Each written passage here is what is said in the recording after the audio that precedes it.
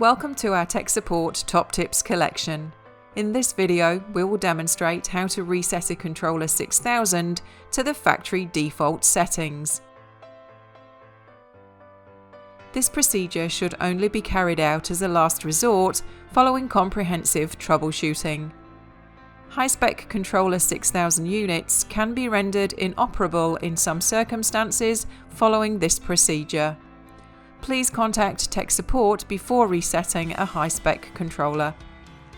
Recovery will delete and recreate file systems on the controller. All configuration, events and alarms will be lost.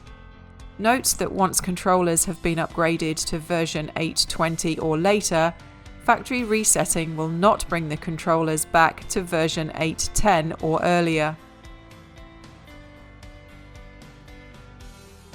To perform a factory reset, power down the controller, remove the network cable, and turn on dip switch 2 and 8.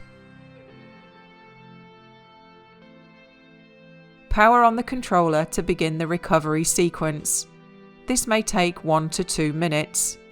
Once the controller enters a 6 flash state, turn off dip switch 8 and wait for the controller to enter a short flash, long flash state.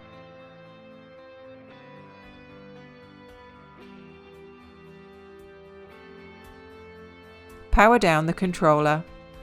The controller is now in an as-new condition. Follow the relevant addressing procedure to address the controller and connect to Command Center.